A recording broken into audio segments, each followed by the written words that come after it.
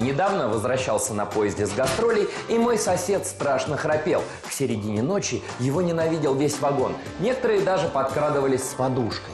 Сразу было видно, что он не знает упражнения, которое избавляет от храпа. Хотя все мы его делали в детстве, когда дразнились и показывали язык. Давайте просто вспомним. Итак, высовываем язык как можно дальше. Вот так. Задерживаем его в этом положении на пару секунд, а теперь прячем.